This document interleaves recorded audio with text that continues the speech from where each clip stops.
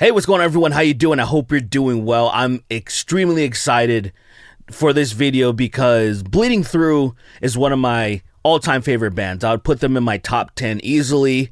They had a lot of influence on me growing up as a teenager. There was a lot of influence in the Orange County scene with punk and metal, and Bleeding Through was at the top of that because they just had some metalcore and a little bit of black metal influence, a little bit of punk influence. It was a lot of stuff that I was listening to at the time. So this was like perfect for me. I've seen them multiple times. Ran into Brandon, took some photos. Funny enough, I wrote a deathcore song recently. I'm gonna drop it maybe in a month or who knows, relatively soon. But I almost got him on the track because I wrote that song because it was influenced by Lorna Shore and Bleeding Through. And I was talking to him, but then he got incredibly busy. And one of the things he was busy doing was re-recording this classic, Love, Lost, and Hail of Gunfire. Saw that there was a announcement that they're going to be doing some re-recordings of this and some classics. And I was super excited. There are some people who aren't excited because they're always like, oh, leave the classics alone. I only feel like that's fair if it comes to like movies. Like if you try to do like a certain remake, a classic, and not a reboot, but I mean like a remake, it's not going to work out. It just never really does. You try to like, oh, I want to enhance things. I want to do things I weren't able to do before. I'm like, just leave it alone as it is. When it comes to music, I mean, what you can do is tune things the same way, but you can also just enhance its quality because now you have better equipment, better understanding of mixing and whatnot.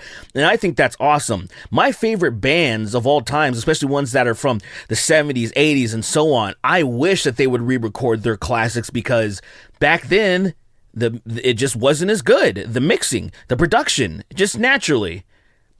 Obviously, now people in their bedrooms, like myself, can do things that sound infinitely better than things that came out decades ago. So I love when bands do stuff like this. Sometimes it works out great, sometimes it doesn't.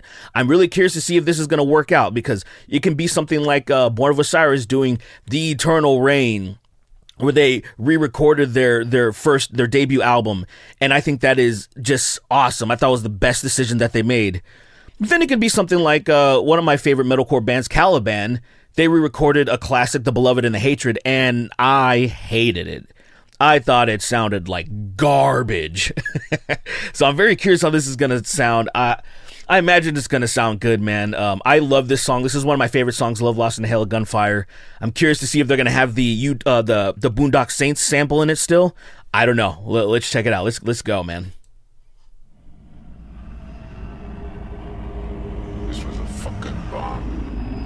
So it's still in, but it's just a little different. Right? For a few seconds. Just pitch down. This place was Armageddon.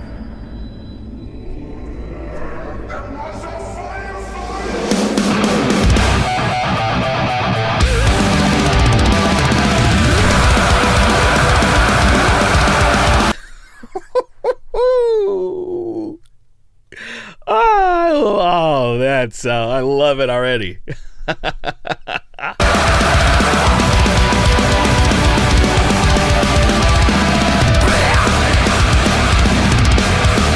Oh man, what I really like about this part is I've always thought about covering this song. Now that they re-recorded it, I don't know if I will, because I've always thought about doing it. It's like I've always wanted to re-record this song. Not re-record it, I've always wanted to cover it. Now that this is out, maybe not so, but my point being this part right here, I was always like, I can't 100% hear what they're playing. I hear like 90% of it, but I feel like I'm missing a couple of notes. But this, it's 100% clear. I can hear exactly what's being played, and that's what's really cool about this.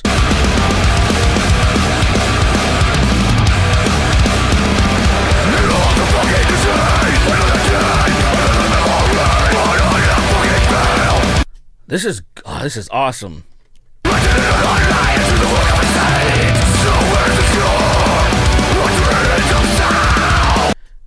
If I had anything negative to say at all, it's not even negative, I wish they would just boost the keys, just boost Marta just a little bit more. It's not even really negative, it's just like, oh, would be nice, but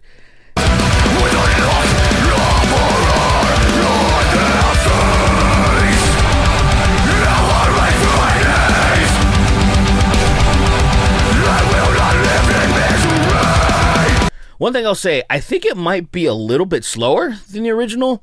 Now, that might just be me listening because my ears are all over the place. Depending on the part of the day, sometimes things sound faster to me or slower. I hear other people have that same issue too, but I've whatever. So it just, to me, as I'm listening to it right now, it sounds a little slower than what I'm used to hearing with the original.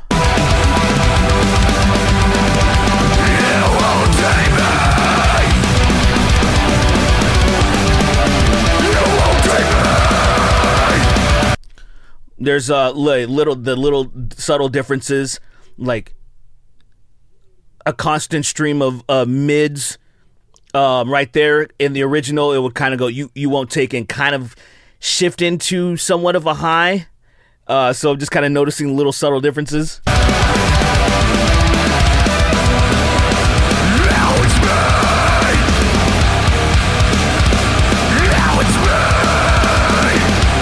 Here comes the breakdown. Whoa, that's interesting. I was expecting it to go slower, but it's faster. That's interesting. It essentially sounds like the tempo of what I'm used to it being. That's interesting.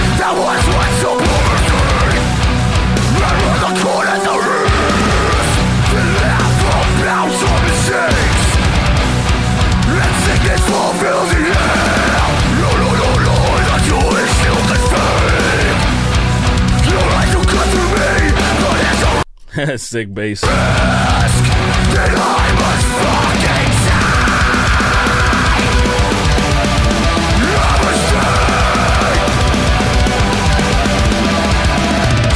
There's like a sick drum fill right there that I loved, and this is the thing that I feel like some people, when they get all butthurt about re-recordings and stuff, that when things like that change, I understand that, because I'm like, there's a part, the fill with the drums right there is like one of my favorite fills. I love it.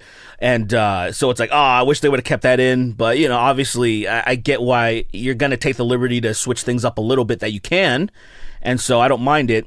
And again, you always have the classic. The classic did not go anywhere. So to me, re-recordings are always just a net positive. It's always just positive.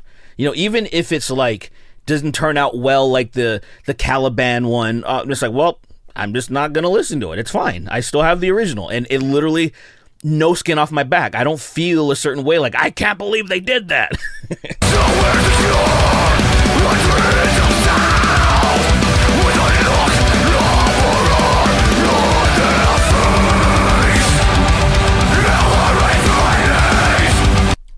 That's pretty cool. The layering of the vocals. So it sounds a little bit more powerful right there.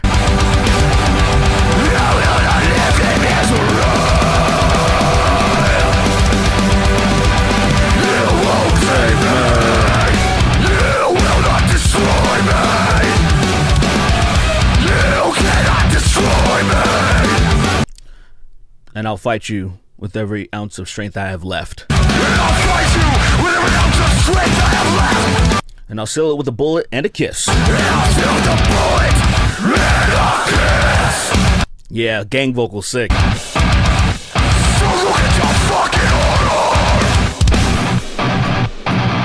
at that. It's the tempo is kind of throwing me off a little bit. Because you guys, do you see that how it just increased? I was expecting it to stay the same tempo. So I don't. That's a little interesting. That's a little interesting.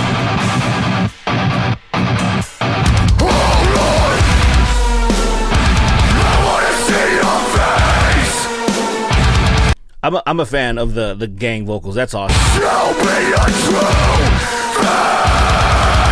Just layering. I shouldn't really say gang vocals.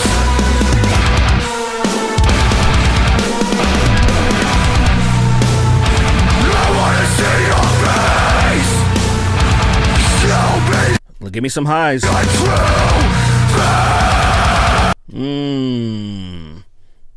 One of my favorite parts of the original version are the highs right there. It's like mids and highs together. It sounds awesome. But now, one of my favorite parts of this song, just the very end, where it gets very melodic. It's so good.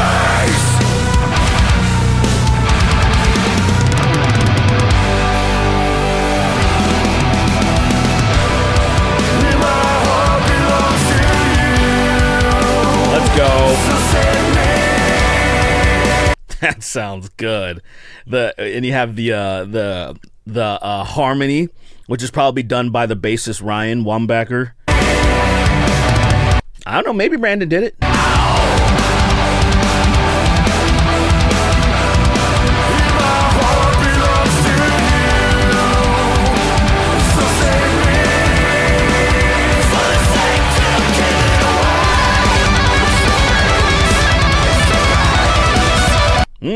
Solo's a little different.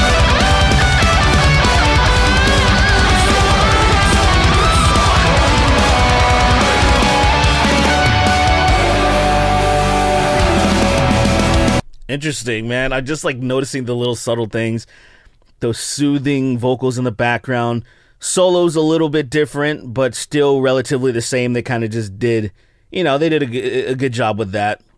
I know Scott's not in the band anymore, which I think he's the one that wrote the original solo. So I think maybe to make it just a little bit different, specifically to that too, to make it like the guitarist, whoever's the lead now, make it their own, somewhat. So I understand that.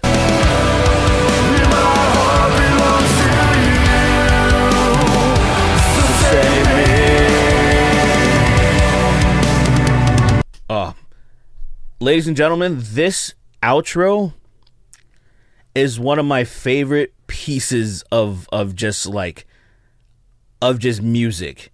The vibes, this is the thing that really like sealed it in for me when I was when Bleeding Through like really hooked me. Like hearing this, I was like, I love this so much.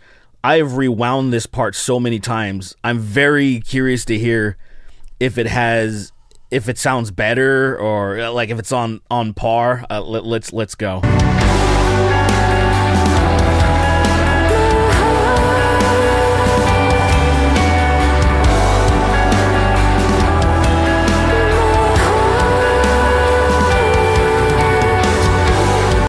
Well, I gotta tell you, I like it, but I really liked the original where he keeps saying like, and my heart still beats.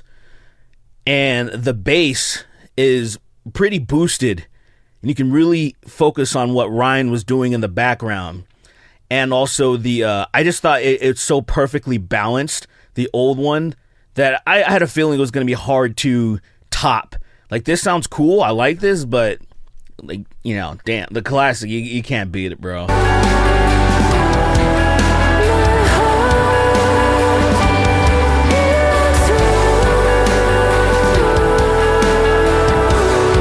It's very nice, though. I do really like this, though.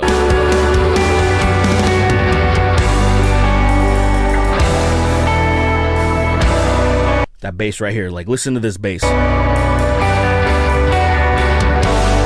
I love that.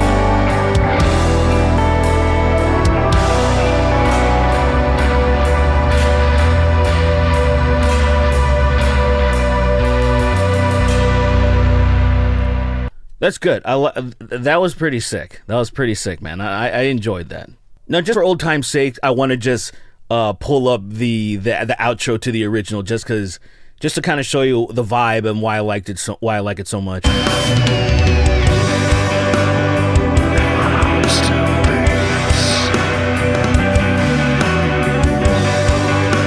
It's everything is spaced well. There isn't a lot of bass in the clean strings, so they cut, and then the bass can really do its thing and shine. I just thought it sounds perfectly balanced.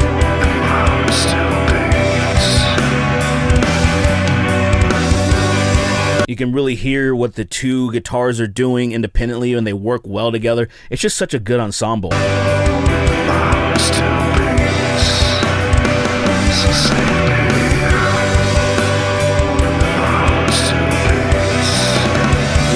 So I think you can see why, like, I really enjoy that version. But I mean, the other one, the new one, is good too, man. It is.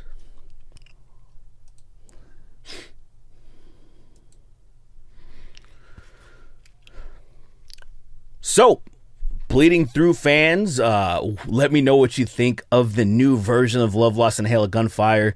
Did you dig it? Did you think it was unnecessary? People that don't listen to Bleeding Through or haven't listened to them, what did you think of this song? Are you a fan now? And maybe you're going to check out some of the stuff. I would highly recommend you check out some of their stuff. I think they have a lot of fantastic songs. I think even recently they've kind of been on a hot streak of putting out some pretty fire music after, I guess some people would say, the late 2010s was a little underwhelming. I don't know. I've been a fan of theirs through and through, so I might just be a little biased. But yeah, let me know what you guys think. And on your way out, please do me a favor, hit the like button, and I'll see you in the next video.